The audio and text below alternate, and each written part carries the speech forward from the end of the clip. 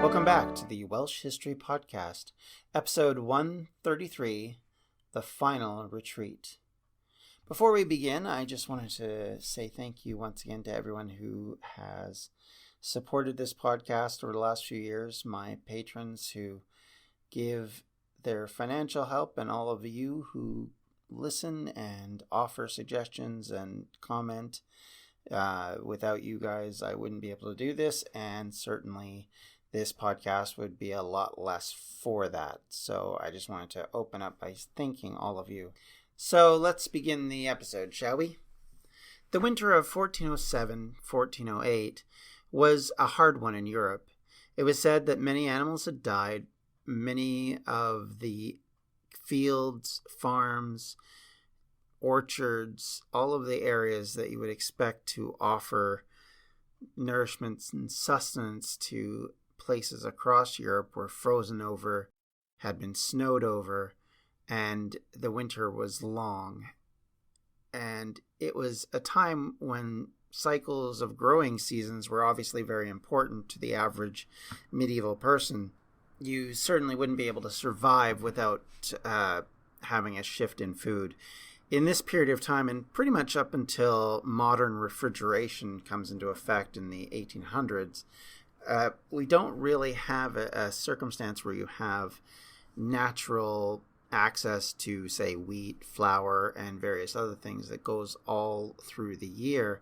And in fact, by the time you reach spring, usually you'll have a situation where people will be out of the basics and relying strictly on meat diets or on very specific types of grains, and things like fruit and vegetables will be in short supply. So all of that then gets stretched out even longer when you have a winter like this, because of course you don't have the opportunity to grow those things, and you don't have a supply line that offers, much as we do today. If you're thinking about it from a modern perspective, depending upon where you are in the world, if your apple orchards have a frost, or if your oranges, say from California or from Spain as examples, if they're hit by a bad growing season, people can always get them from other locations. You can always find other sources for them. I know for us here in Canada, we find that fruit generally comes from South America during the winter months. These things are obviously something of a modern thing, and maybe to a degree could have existed in Roman times, but in the medieval period, there's no such thing as this. There's no massive national movement to ship goods across vast distances. And so you don't have that same type of thing happening. Certainly not to the degree you will have, obviously, now in a modern mercantile system. But at that point, like I said, when your reliance on fresh vegetables and fresh food is dependent so much on this cycle, to lose that cycle in these situations is the reason why you end up having things like disease running rampant. You have problems with starvation, as those in society that can't afford to have the cycle break start to die out, and that will affect the chain all over the place because, of course, everyone's reliant upon this. So you have this massively harsh winter to go along with everything else.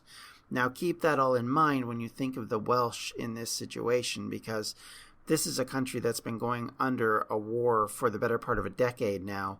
And throughout it, all parties have been raiding, pillaging, killing, stealing men and material from farms, from peasants, from every sort of area, all across this tiny little nation of 120,000 people. So with that in mind, you have to understand just how massive something like this would be in putting strains on people and making them make decisions and coming to conclusions based on this kind of circumstance. And in a period where a lot of people were very religious and there wasn't a lot of explanations outside of, the understanding of the everyday life, then a lot of people are going to look at this as maybe this is God's punishment for everything that's gone on. And eventually people start to think about this and start to consider their lot in life because of it. And obviously, something like this is a harbinger for a great deal of Welsh misery, which is about to happen. In early 1408, Gilbert Lloyd Talbot arrives in North Wales, marching an army to Harlech to put in place a siege on Harlech, the site of the Welsh government and the basis for Welsh legitimacy as an independent nation. It was a sign of how emboldened the English felt being able to do this, because this would mean that the English felt they had dealt with the French threat with negotiations over the last year, and combined with the death of the leader of the Orleanist faction, Louis I. The nephew of King Charles VI, Louis, Duke of Orleans, was a key leader supporting the Welsh. But on November 23, 1407, he was murdered by a group of Burgundian supporters who effectively were thugs. And it came out later that Jean the Fearless, the Duke of Burgundy, had actually ordered the hit. It would be the final straw that would lead France into a civil war. However, for Wales, the more immediate disaster was that their last strong proponent in the French court was now dead, and the eventual war that would come sweeping in France and England in the end of the 100 Years' War was still a couple of years too late to save Owain from what was about to happen. In a last act to meet their obligations, the French would eventually once again try and send troops across the Channel, or at least attempt to do so. In April 1408, the King of France agreed to pay for a complement of troops to be sent to Wales to assist in the war. This is at a point where both Harlech and Aberystwyth were under siege. Among these troops were 300 men-at-arms and 200 crossbowmen, so not an insignificant force, certainly not on the level of what they had sent previously, but still something that might have actually been able to turn the tide, or at least cause the English enough harassment that they might regret sending forces to try and siege these castles. Unfortunately, these ships never got there. The French themselves report that they were stopped at sea, and this would be something that would happen over the next year, where French forces and supplies trying to get to Wales are actually stopped by the English in the English Channel and are never able to get there, which then leaves Owain isolated, and much of what was going to happen in King Henry's court. During this same period, Henry Percy, once again the Earl of Northumbria, or formerly the Earl, had made yet another attempt to try and rouse the North against the crown. Unfortunately for him, and unfortunately for Owain, it flopped rather hard, and Percy himself was killed in February of 1408. So, had the French, as I said earlier, been able to get troops to Wales, who knows how much of a difference they might have made in 1408, but it might have given King Henry pause that he was not as secure as he thought. Instead, this now allows him to be free to carry out his war against Owain, unencumbered by any hostile force from any direction, because the Scots, the Northerners, the French, they've all been dealt with, they've all been taken care of. And for the first time since Owain joined the fight, there are no other distractions to assist him against this massive force and finance of the English throne, which finally is able to spend and extract the demands it needs in order to carry out the war. At this point, I kind of feel the need to quote Game of Thrones. If you think this has a happy ending, you haven't been paying attention. Aberystwyth has been under siege for most of 1407, and now in 1408 continues to fight on. In total, they defended the castle for 16 months, a heck of a long time. Certainly not on par with some massive siege like of Constantinople or something like that, but by comparison, that's a heck of a siege, and it's one that unfortunately comes to a bitter end for the Welsh. This loss of this center, combined with what will eventually be the loss of Harlech, these two significant centers of Welsh urban government, would be harmful to Owain's legitimacy and his ability to create a common cause with allies elsewhere, without a central port to bring in troops, without a way to link himself to his ambassadors going elsewhere, it becomes very difficult to maintain that sense that he is not just basically a rebel, but actually a monarch. And the loss of these fortresses would also be demoralizing, and both for the prince, obviously, but also for the people who had followed him, and especially when all of them must have thought, or at least most of them must have thought at one point, that they were very close to a final victory, maybe even as recent as a year ago. And even as the walls fell and the English enforced their unconditional surrender on Aberystwyth, the siege still saw many Welshmen trying to escape and make their way north to help Owain and try and save Harlech. Those still loyal to the prince were not done trying to win their independence and would continue to fight on more or less to the bitter end. The collapse of the Welsh forces in Aberystwyth, however, meant that Henry could now turn north into the spiritual homeland of Welsh resistance. The old kingdom of Gwynedd and Harlech Castle remained the final symbols of independence.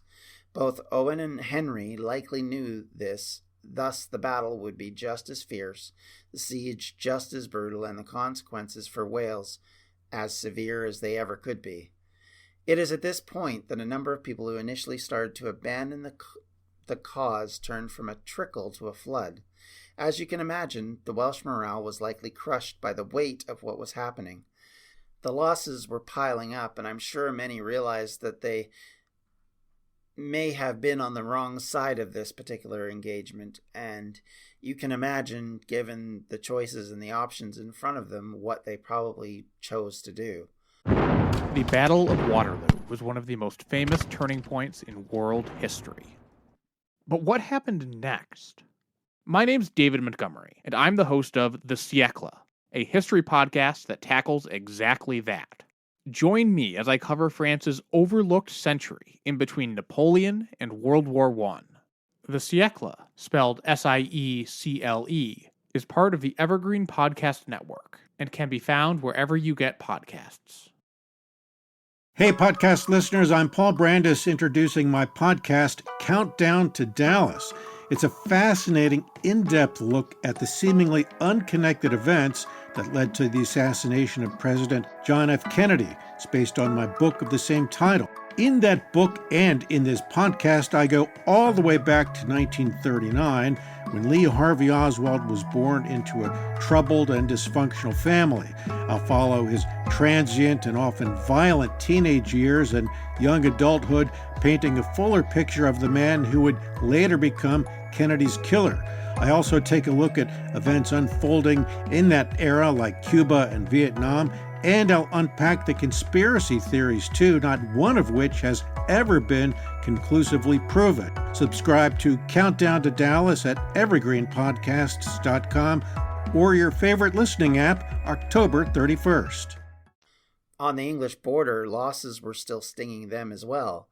A sign that Henry himself was feeling better about his financial and political situation was shown in 1408, as a number of lords and minor nobles were able to gain tax relief because of the costs incurred due to the raids and the battles that had happened, which had ruined their ability to raise money from their peasants, something that would not have occurred 2 years earlier in the middle of the fight and in the middle of Henry's more desperate position. With the entire might, however, of the English army now facing Owain, his friends, his family, and followers at Harlech, doom was coming, and by the autumn of 1408 it was apparent that the war was in its final stages. The Welsh resistance had mostly collapsed. There was little record of troops' activity looking to hinder the English armies as they moved from place to place throughout Wales, and at any time during this year of sieges, they may have been able to make a difference. The fact that they weren't even recorded as slightly bothering them shows that there was little left to fight. The English were able to move across the whole country with ease, and it was an ease of a force secure in its flanks. The arrival of the English army in full at Harlech in the winter of 1408-09 showed that the end was now here. There was little the Welsh could do to stop them, and much like Aberystwyth, help was not on the way.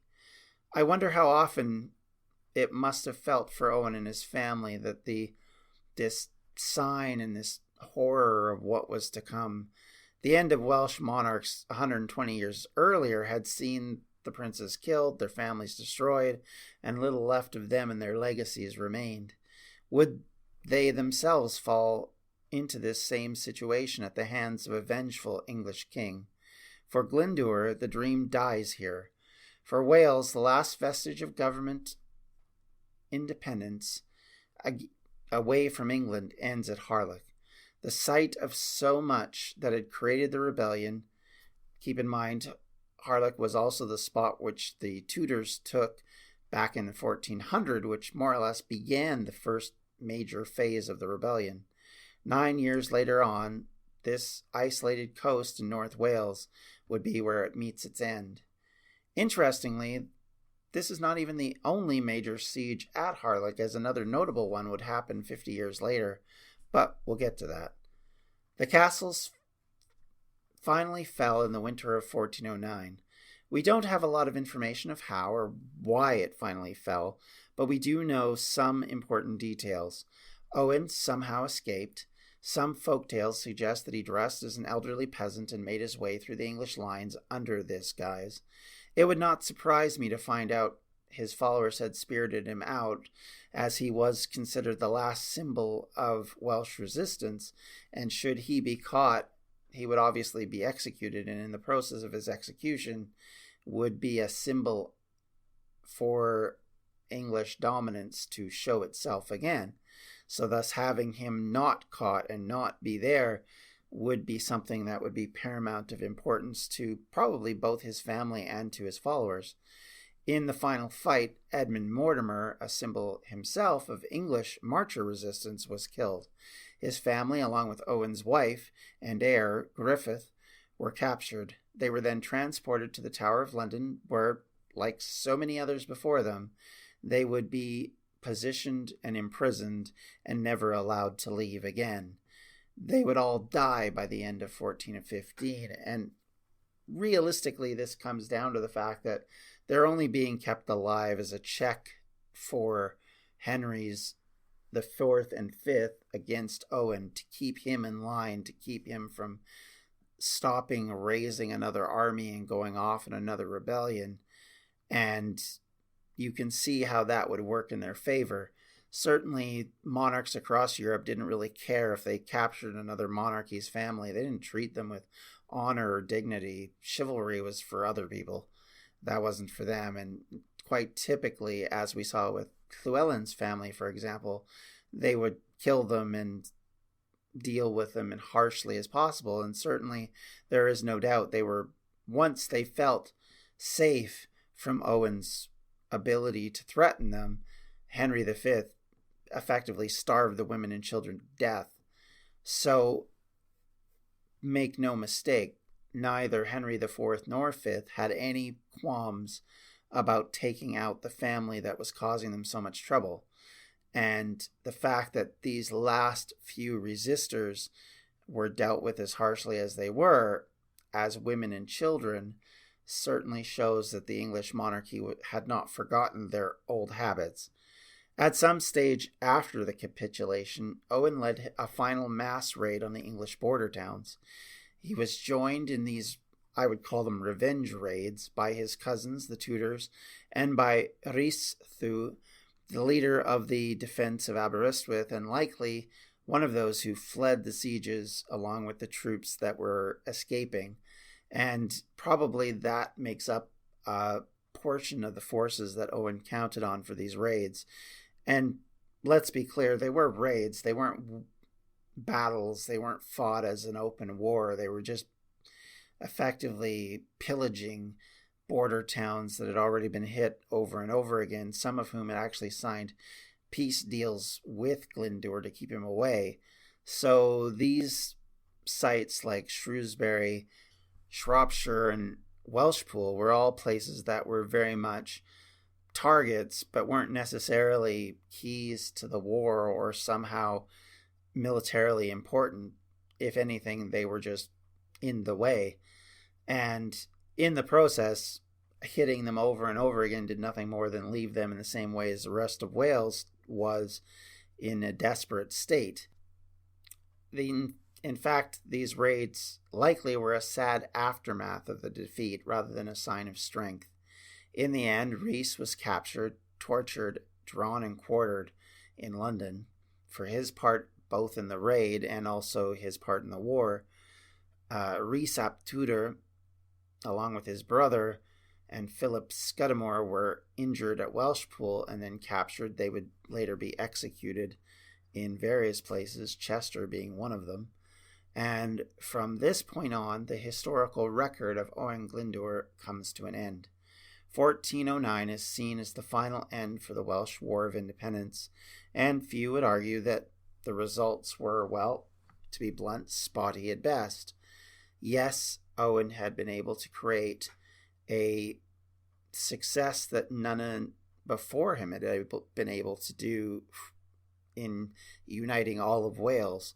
He had created alliances with major countries that could help him. He created affiliations with Scotland, with France, with so many other ports of call across the way. He had advocates in the French court who were powerful men in Europe and were willing to fight for him. They brought their armies over to help win the battles, and in the process got a major concession and truce out of the deal. But the reality of it is that for the Welsh population of the time, while yes, it gave them a sense of independence and probably boosted morale in an area which hadn't seen a lot of positive things for a while, the results were horror, death, pillaging. You didn't necessarily have to be a member of any war band or fight any war to suffer from it. Much like what would happen so often in medieval warfare, peasants would be raided, women would be raped, people would be killed as bystanders, as well as, just random people standing out there. There would be losses of sons, of brothers, of fathers fighting for the cause, of mothers and daughters also, in all likelihood. And in all of this, they basically end up back where they were, which is under English dominance and under the control of the Lancastrian kings. From this point on, the Welsh ability to carry on a defense of itself comes to a practical end. While there will be more rebellions and more uprisings of various types and sizes, there will never be anything quite like this one. And with it, we see the end of that beginning of a dream that Wales could become, if not necessarily completely viably on its own, would at least be able to defend itself, would at least be able to be a part of the broader discussion of Europe rather than being a part of England, which is a discussion that continues to go on even to this day. So for everything that has occurred, we still see this one particular issue still confronting the Welsh population even now. And with that, we come to the end of Owain as an active actor on the scene. But now we get to talk a little bit more in the coming days about his legacy and the results of the aftermath of this and what it creates for Wales over the next century before the rise of the Tudors and the rise of a new kind of English monarchy. And with that, I'd like to thank everyone for listening. If you have any questions, comments, or concerns, you can reach me at the Welsh History Podcast at gmail.com. You can also speak with me on Twitter at Welsh History Pod, or come and join us on Facebook at facebook.com/Welsh History Podcast. I thank you all, and I hope you all have a great day. We'll talk to you later. Take care. Bye. This has been a Distractions Media production. For more information, you can check out everything we do at distractionsmedia.com.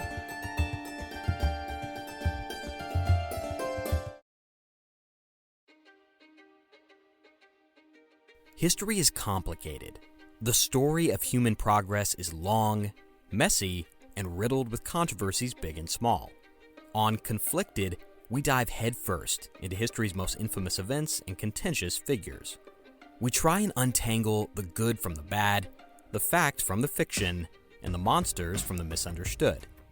Was Genghis Khan a murderous butcher or a civic pioneer? Did the Allied powers go too far in firebombing the German city of Dresden at the twilight of World War II? And how did the Marquis de Sade acquire such a sinister reputation? And was any of it true? These are just a few of the tough questions we wrestle with and investigate on Conflicted. So if you love history or just enjoy a good story, please join me, your host, Zach Cornwell, for a fascinating new topic each and every month. Conflicted, a history podcast, is available on Spotify, Apple, or wherever else you get your podcasts. I hope to see you soon.